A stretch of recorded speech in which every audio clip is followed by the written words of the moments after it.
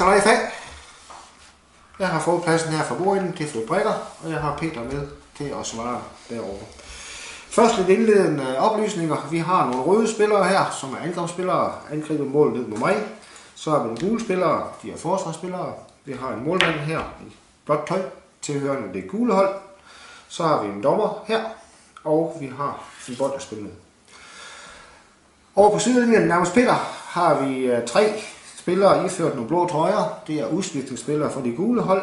Og vi har 2 herrer iført noget hvidt tøj. Det er officials, også tilhørende det gule hold. Når vi går i gang med spørgsmålene her, så stiller jeg et eksempel her på banen, og Peter svarer på det. Og som Leif sagde før, så kommer vi omkring de lovændringer, der måtte være. Skal vi lige opsummere meget kort de lovændringer, der har været fra 17-18 til 18-19, har vi noget omkring indkast, hvor man i dag ikke må sidde på sin knæ og kaste. Vi har en ændring omkring målmanden og nogle straffesparkkonkurrencer, og så opererer vi i år med 12 grover i stedet for som tidligere 11 grover. Og Peter, hvis vi skal lægge ud her med et af de 4 hovedområder, som Leif har nævnt, offside, målmand, igangsættelser eller frispark, så får du lov at vide, hvad du skal lægge ud med. Jamen, så synes jeg godt, at jeg kunne tænke mig at få noget om frispark. Om frispark, ja. Godt. Som sagt har vi 12 grove forseelser, som kan medføre i direkte frispark, eller som skal medføre i direkte frispark. Lad os starte med en situation, hvor en rød spiller hernede har bolden, og inde foran mål, der står en spiller for det forsvarende hold og en angrebsspiller. Og lidt der bagved, der står endnu en angrebsspiller.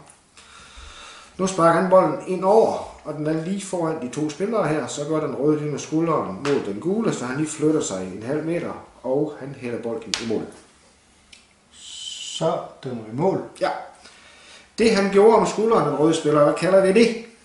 Det hedder angreb med skulderen, og det skal foretages på en måde, så hvad skal man sige, skulder mod skulder, eller side mod side, eller skulder mod side. Ja.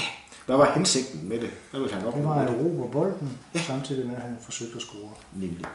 Samme situation. Bolden spilles ind, nu er den kommet hertil, så angriber den røde igen, den gule med skulderen, og venter på, at bolden kommer, og så hælder han den i mål. Ja. Så er der direkte frispark til gul, fordi der er nogle betingelser for at få lov til at angribe med skulderen. Ja. Og en af betingelserne er, at bolden skal ind på spilafstand, og det var den ikke her. Nej, det er rigtigt. Og hvornår er bolden inden for spilafstand? Det er den, når man kan nå bolden i næste skridt. Det er rigtigt. Og det angreb på skulderen, det var ulovligt, og det er direkte frispark, sådan sagde du. Ja. Er der noget med, at angreb på skulderen, det er en forseelse, som vi skal have sat nogle tillægsord på, måden vi udfører på? Ja, det kan udføres på en satset måde, eller hensynsløs måde, eller på med unødig stor kraft. Og den her, det var et satset angreb med skulderen, så der er ikke nogen følgestraf. Du siger, det er det laveste trin på trappestigen. Ja. Ny situation. Bolden sparkes ind over. Nu er den tæt på de 2 spillere. Rød angriber igen, gul med skulderen. Mm-hmm. Nu ved han, at han har en medspiller stående her bagved. Så da han har angrebet med skulderen, så trækker han kroppen til side og lader bolden fortsætte over til ham her. Ja, og så er det jo den anden betingelse for at angribe med skulderen. Det er, at man skal forsøge at spille bolden, når man angriber med skulderen. Yes. Jeg tror, der står afgjort forsøg. Ja. Og det gjorde han ikke her. Nej. Så direkte frispark til gul. Ja. Og var det igen et satset angreb med skulderen? Det var igen et satset angreb med skulderen. Godt. Ny situation. Nu står de placeret relativt tæt ved en målstolpe her. Mm-hmm. Og bolden sparkes ind over. Rød angriber gul med skulderen. Samme kraft som før. Og hælder bolden i mål. Angreb med skulderen medfører, at han slår sig imod målstolpen. Ja. Så er der direkte frispark til de gule. Fordi det angreb med skulderen her er udført på en hensynsløs måde. Ja. Og så skal der også være en advarsel til den røde angriber. Ja. Vil det sige, at man kan trække en parallel imellem en hensynsløs forseelse og så en advarsel? Ja. Ja, det er rigtigt. Ny situation. Bolden sparkes ind over. Rød angriber gul med skulderen. Med det resultat, at han lander ude i roemarken herude, og han hælder bolden i mål. Ja. Igen er der tale om et angreb med skulderen, men den her gang er det med unødig stor kraft. Så der er direkte frispark til gul, og så er der udvisning af den røde angriber for at angribe med skulderen med unødig stor kraft. Ja, det er jo. Vi fortsætter med en herinde, Peter. Og bolden sparkes ind over. Bolden er i spil hos spilleren her. Inde foran mål, der står der blå målmand og en medspiller til ham, der har bolden herude. Han sparker bolden ind over, og i takt med, at bolden nærmer sig de to spillere, så begynder målmanden at placere sig og koncentrere sig om, hvor er han henne, når bolden kommer. Og nu kommer bolden ind til den. Nu bokser han til bolden, målmanden, men kommer desværre også til at ramme rød spiller i ansigtet med hånden, han bokser med. Ja. Der er direkte frispark til rød, og det vil så sige, at der er straffespark. Ja. Og den forseelse, den hedder af en eller anden underlig årsag nu, at man forhindrer, eller man fysisk forhindrer modspilleren i at komme til bolden. Ja.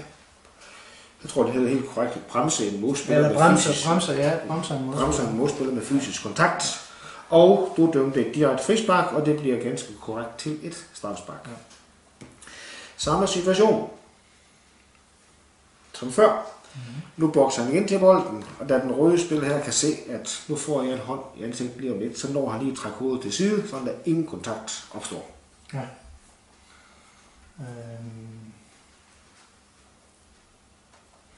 Så er der farligt spil. Ja. Og det vil sige, at der er et indirekte frispark til angriberen. Der er et indirekte frispark til angriberen, det er rigtigt. Og så kommer vi tilbage til, at der er ingen fysisk kontakt der i det her tilfælde. Ja. Så farligt spil med fysisk kontakt medfører et direkte frispark, og farligt spil uden fysisk kontakt medfører et indirekte frispark. Er det korrekt? Ja. Godt.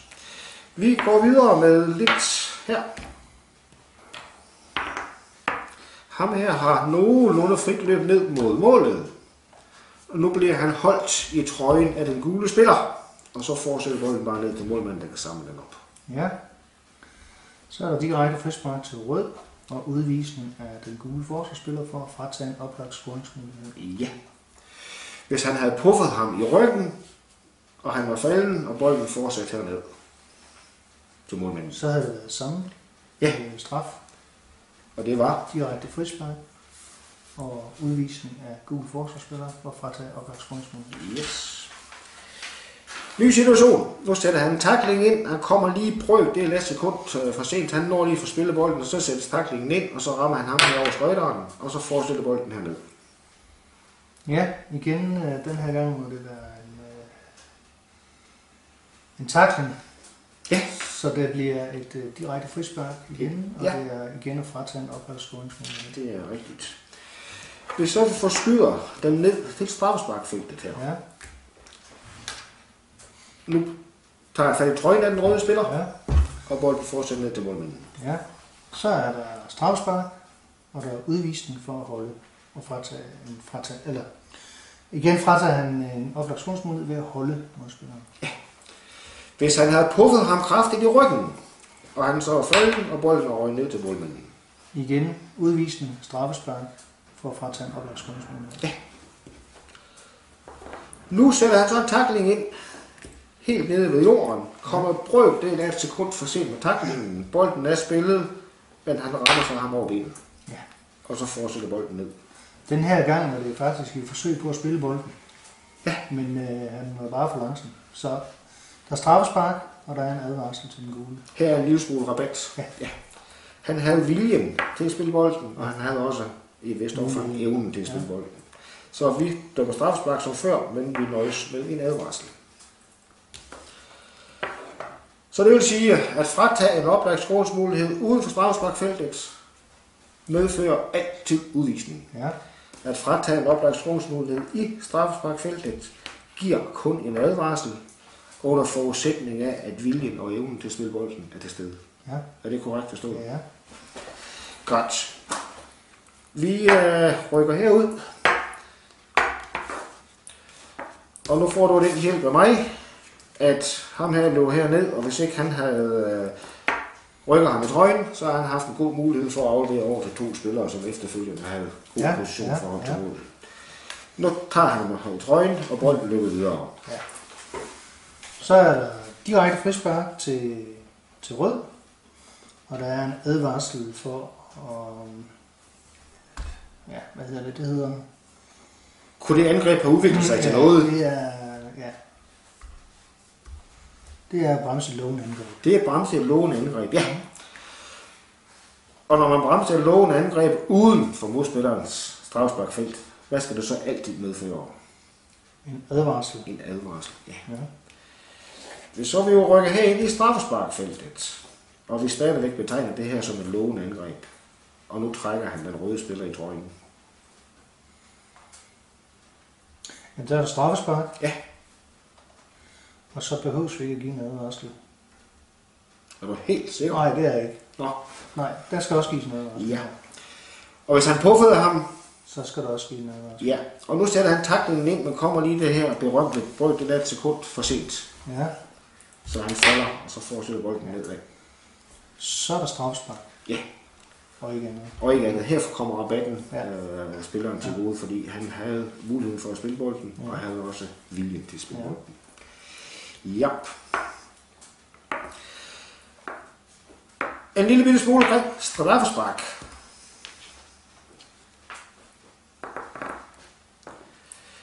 Han er blevet udpeget som sparker, Peter. Ja. Og dommeren er på plads, har sikret sig, at alle formaliteter er på plads. Ja. Nemlig at spilleren lige er bag bolden, de er 9,15 meter væk fra straffesparkmærket, og de også er ude for straffesparkfeltet. Ja. Og du har fået at vide, at han skal sparke, Ja. og målmanden er også klar over det, at han skal sparke. Du fløjter. Han tager gang til løb. En anden spiller løber ned og tager det her straffespark og sparker bolden i mål. Ja. Så skal der være indirekte frispark til forsvaren og en advarsel til den spiller, der har forset sig. Det er rigtigt. På det resterende straffespark, der er det den rigtige spiller, der sparker det. Blot lige nævnt til din orientering. Blot lige nævnt til din orientering, ja. Du har fløjtet.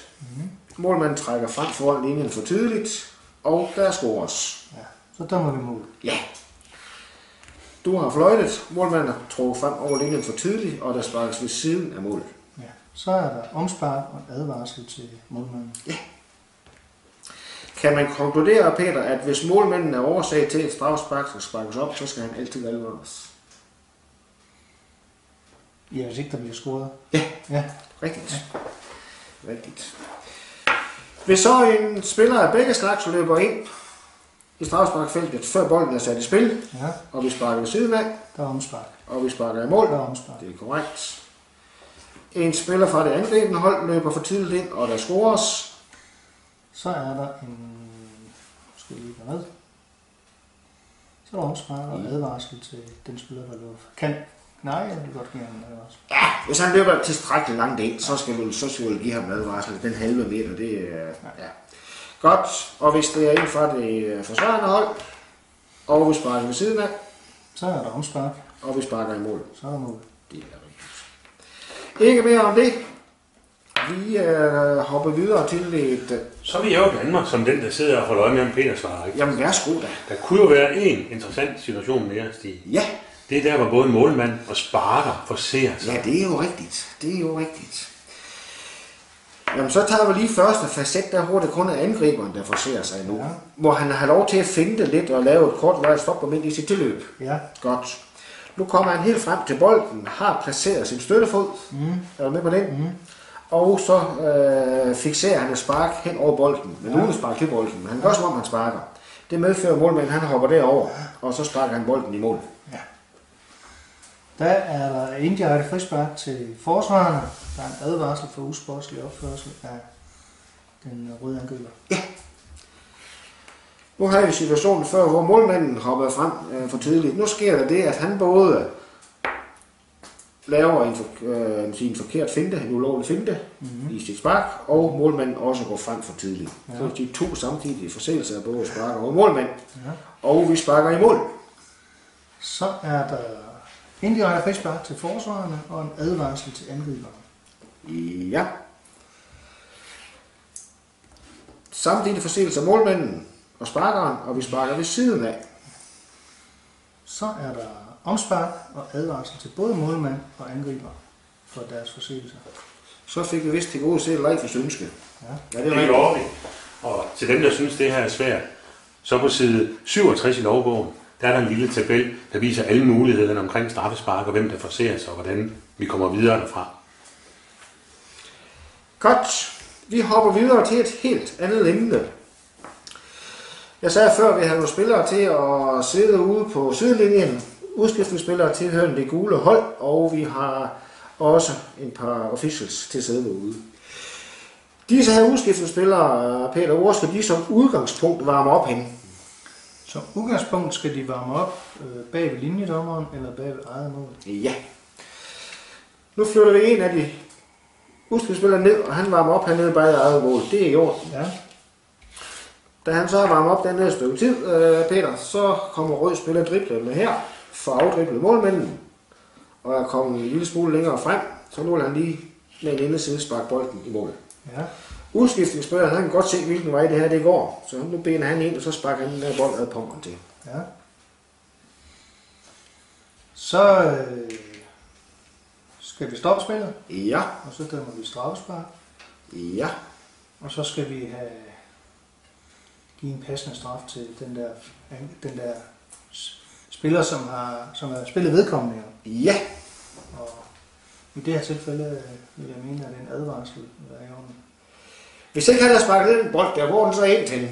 Så er den ind i mål. Nå, hvad er det så, ret beset, han stiller for det røde hold her? Så har han faktisk frataget en oplagt scoringsmulighed, så der er rødt kort. Der er rødt kort.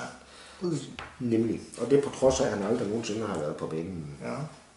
Og det har han. Jo, men altså så ikke lovligt på banen, Nej, hvis man kan sige det på ja. den måde. Vi rykker ham herop igen. Godt. Vi rykker ham herop igen, ja. Og nu render vi og spiller fodbold herude på banen. Og pludselig, så styrter han ind. Og er på den måde her en ekstra spiller på banen. Og blander sig i spillet. Og tager måske bolden fra den gule spiller. Er det en angriber eller en forsvarsspiller? Ham der, det er jo en af det forsvarende hold. Og ham der er det angribende hold. Det vil sige, at ham her er medspiller med den gule. Så nu tager han bolden fra den røde spiller. Nå, okay. Jamen, vi skal stoppe spillet, Ja. og han skal bortvises, eller han skal i hvert fald ud igen, og han skal have en advarsel på vej ud. Ja. Hvad er det, han har gjort, der er ulovligt? Jamen, det er en ulovlig indtrædelse på banen. Det er korrekt. Og vi nøjes med advarslen, for han kommer ikke ind og begår noget, som i sig selv skal medføre en advarsel. Så han slipper med en advarsel. Ja. Hvis nu han var kommet ind og har begået den første forseelse, som du nævnte før, med at træde ulovligt ind på banen, så har han advarsel nummer 1. Nu løber han ind, så spænder han ben. Et hensynsløst benspænd for den røde spiller. Ja. Så skal han have det er stadigvæk direkte frispark, og så skal der være gul, og det bliver til rødt kort. Ja, du vil sige, du viser først et gult kort, Ja. så et nyt gult kort, og så afløst af et rødt kort Ja. til udvisning. Ja. Er det rigtigt forstået? Ja. Vi rykker lige ned hernede igen. Ham her, den hvide, det er en fysioterapeut, Peter tilknyttet det gule hold. Ja. Han har været over og behandlet en spiller herover af sit eget hold. Nu er spilleren kommet ind på banen igen. Mm-hmm. Så han skal så tilbage til sit tekniske område. Da han er kommet herned cirka, så har vi igen den røde spiller, der skal til at sparke bolden de sidste par meter ned over mållinjen. Nu træder fysioterapeuten ind, og så sparker bolden væk. Ja. Så er der igen straffespark. Og hvis det er en fysioterapeut eller en læge, der ikke er andre til stede, så kan vi kun sende ham ud på bænken. Ja. Men så han skal have en advarsel herude. Ja. Men tilbage står, at en official tilknyttet holdene kan komme ind og begå forseelser, som medfører direkte frispark og straffespark. Ja. Det er rigtigt. Og her kan vi så nævne, at hvis vi taler kampe paragraf 3 og op, at alle dem, der indgår på holdkortet, de er officials, reservespillere eller spillere. Og de kan alle begå forseelser i den retning. Mm-hmm. Vi rykker vores ven herop på sidelinjen igen og hopper til noget helt andet. Skal vi ikke lige have ham til at gøre en ting, Stig? Det kan vi ikke have det angribende holds fysioterapeut til at gå op og reparere lidt på målmanden, hvis bolden er i spil, og bolden måske ovenkøbet er på vejen mål. Lidt underholdning, det er det, du er ude efter nu. lidt underholdning, det er det, du er ude efter nu. Jo, det kan vi da godt gøre. Vi har vores røde spiller her, og han har fået afdriblet målmanden. Oppe i den anden ende af banen her. Ja, det kan vi så ikke se, så... Nej. Men der står en målmand, der tilhører det røde hold, og der er kommet en fysioterapeut fra det røde hold. Ja. Nej, de skal stå oppe i straffesparkfeltet. Ja, det er over. Ja, selvfølgelig Yes, skal yes. det. Og der står han og sprøjter noget af det her berømte kølespray på den stakkels målmands knæ. Ja, og han sidder inde på banen, mens han gør det. Ja. Det vil sige, at det røde scorende hold, de er i øjeblikket en mand for meget på banen. De får scoret et mål med en ekstra person på banen. Og da bolden er sparket ind i mål, så bliver dommeren gjort opmærksom på, at de var en person for meget på banen, da de scorede, Peter. Ja. Det røde hold. Ja. Hvad gør du så som dommer? Så gør jeg det, at jeg godkender ikke det mål. Nej. Og hvis om så må sige, har godkendt det, så har jeg jo indtil bolden er blevet sat i spil. Korrekt. Men så skal vi altså flytte bolden op i den anden ende, og så skal jeg faktisk dømme et straffespark. Fordi der skulle egentlig være direkte frispark, men da det er inde i straffesparksfeltet. Og når det scorende hold er en ekstra spiller på banen, så er der straffespark. Eller frispark i den anden Så er ende. det straffespark. Ja, det er rigtigt. Så den her, den fik en helt anden udgang, end samtlige røde spillere, de lige havde vurderet fra starten af. Godt. Vi rykker ham der ud igen, ja. Vi kan godt fortsætte lidt. Nu har vores røde spiller her. Igen kommer fri, Peter. Han sparker mål. Så kommer slagterens hund. Ja. Benene ind her og bliver ramt af bolden. Ja. Men bolden fortsætter alligevel i mål. Ja. Så godkender jeg målet. Ja. Fordi den, der kommer ind, har ikke nogen betydning for, eller er ikke spillet vedkommende. Det er rigtigt. Ny situation. Han sparker igen bolden mod mål, og slagterens hund kommer igen og bliver ramt af bolden. Målmanden vil styrte bagefter over at redde bolden, og så falder han over slagterens hund også. Og alt imens så kan bolden trille lige stille det sidste stykke ind i målet. Ja. Var slagterens hund årsag til målmanden, han i hvert fald ikke kunne prøve på at redde den bold der? Ja, det var han. Ja. Ja. Og hvordan kom du så i gang igen? Så tror jeg, vi skal i gang med et indirekte frispark. Nej, det kan vi ikke lade bolden falde. Ja, vi kan jo ikke rigtig dømme frispark, Nej, det kan vi nemlig ikke. slagterens hund er ikke en del af det her. Bolden falde. Så vi starter med at lade bolden falde, hvis vi skønner, at målmanden Ja, vil have været i stand til at kunne gøre en eller anden ting i forhold til bolden. Ja, Jeg tror ikke, vi mangler så meget, Stig, før vi er ret tilfredse med Peter. Hvis han kan besvare lidt spørgsmål omkring offside, ja, så tror jeg, det er rigtig godt. en par ting, for der er en lille bitte præcisering i lovbogen omkring offside. Og nu vender vi lige, for at det også passer med kameraet, nu er det lige de gule, vi bruger i den forbindelse her, Peter. Den gule spiller her, han er i offside-position. Ja. Og når jeg siger, at han er i offside-position, og du er enig med mig, så har du jo lagt nogle ting til grund for den vurdering. Ja. Hvad er det? Det vil sige, at han er nærmere modspillerens mållinje end næstsidste forsvarsspiller. I det øjeblik, bolden bliver spillet af en medspiller. At han med nogen del af kroppen er på modspillerens banehalvdel, Ja. og med nogen del af kroppen er nærmere modspillerens mål end både bolden og næstsidste modspiller. Ja. Og den kryptiske melding med nogen del af kroppen, så hedder sige, det hoved, krop, ben og fødder. Offside position, Peter. Nu sparker han bolden opad her, og nu søger han 5-10 meter ned på sin egen banehalvdel og tager bolden dernede. Ja. Og du sagde, at han var i offside position, Ja. og blev den også strafbar? Det gør han, fordi han indvirker på spillet i det øjeblik, han spiller bolden. Ja, det er korrekt. Når du så skal i gang med at spille fodbold, efter du har fløjtet, hvilken type frispark starter vi så Så med? er det et indirekte frispark. Og hvor har vi åstedet henne? Det er der, hvor kontakten er sket mellem spilleren og bolden. Ja, altså Så den det er første altså- kontakt. Ja. Det vil sige, at vi flytter sådan set bolden ned på hans egen banehalvdel, når vi skal starte med det indirekte frispark her. Ja. Det var nyskabelse omkring offside. Alle øvrige offside strafbarheder er det ikke ændret på i forhold til videoen, der blev lavet for et års tid siden. Så under forudsætning af, at vores kameramand, Leif, er tilfreds og har fået krydset de ting af, vi gerne vil have krydset af, så tror jeg ikke, vi har en grusom masse mere. Jeg er faktisk meget tilfreds. Og så skal man jo huske, hvis man sidder derude bag ved skærmen, at man kan se de andre videoer fra sidste år. De findes på DFU's hjemmeside.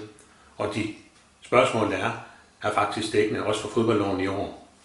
Husk lige, at der er 12 ting, man nu kan dem direkte frispark for, hvor der sidste år kun var 11. Ja. Vi kan godt lige gøre, nu nævner du den 12. hvor skal vi lige gøre 2 minutter ud af den. Lad os gøre det for god ordens skyld. Det er noget med at kaste med noget. Det kunne være bolden, og det kunne være nogle andre ting, man kaster med, og så er det noget med at stoppe bolden med det der håndholdt genstand. Er det rigtigt, Peter? Ja, det er en af de nye. Det er en af de nye. Ja. Og i forhold til målmanden, hvad kan det så betyde, det her med den håndholdte genstand, hvis han begår en forseelse? Men det kan jo for eksempel betyde, at hvis altså målmanden, der forsøger at kaste sig efter bolden i en oplagt scoringsmulighed, ja, så må han jo gerne forsøge at få fat i bolden. Og hvis så han uheldigvis er for langsom at få fat i modspillerens ben, så er det tidligere i gamle dage kostet en udvisning, men her koster det så kun en advarsel. Men hvis han nu for eksempel har sin benskinne, det kunne være, når han forlænger sin hånd med, ja, så er det lige pludselig en har han faktisk ikke mulighed for at spille bolden, uden at han har den der forlængelse. Nej, det er rigtigt. Og så koster det et rødt kort. Ja, og straffespark. Skal vi prøve at tage 2 facetter. Nu har målmanden... Nej, vi skal faktisk have en forsvarsspiller til at sparke bolden tilbage til målmanden. Og den er på vej i mål, Peter. Ja. Nu styrter målmanden bagefter bolden for at undgå den går i mål. Ja. Nu kaster han sig og slår til bolden med sin hånd, med sin handske, med sin hånd, og bolden ryger ned bag mållinjen. Ja. Hvad gør vi her? Så dømmer vi hjørnespark. Kom bolden forsigtigt, sparket med foden fra en medspiller. Ja, det gør den. Så er der indirekte frispark. Ja. Sorry. Og intet andet. Nej. Samme situation. Nu har målmanden været ved at rette på sin benskinne, og står faktisk med den ene benskinne i hånden. Ja. Og så sparker han bolden tilbage. Nu styrter målmanden bag efter bolden, og når lige med det yderste af benskinnen, som han har i sin hånd, og slår til bolden, så den ender nede bag mållinjen. Ja. Så har han jo brugt en håndholdt genstand. Ja. Og så skal der en advarsel til. Og det du selvfølgelig sidder og spørger til, det er, om det kan være en udvisning, fordi det er fratagelse af en oplagt scoringsmulighed. Ja. Hvis ikke han har slået til den, hvor er bolden så gået hen? Så er bolden gået i mål. Okay. Så venter vi den om til, at det bliver en udvisning. Ja, og hvordan starter vi spillet igen? Så må der være et straffespark. Ja. Ny situation. De her 2, Peter, de har været i tæt kamp med bolden, og løber ned af begge 2. Sådan her. Nu er han kommet ind i feltet med bolden, og har kun målmanden som den sidste forhindring. Den gule spiller, han tabte sin ene støvle. Og får så fat i støvlen med den ene hånd, og nu kaster han støvlen herfra ned og rammer bolden, så bolden fortsætter ned til målmanden. Ja. Hvis han nu havde forsøgt at takle og have fældet modspilleren, så var der jo blevet en advarsel og straffespark. Ja. Men nu bruger han jo altså så sin støvle, og så er det en udvisning og straffespark. Ja. Og kaster noget efter bolden her. Ja. Udvisning og straffespark, berøvelse oplagt, skålsmulighed. Ja. Jeg vil sige tak til jer 2 for en masse gode spørgsmål og rigtig mange gode svar. Og det i virkeligheden drejer sig om, det er jo den der logo fra 2018 og 2019.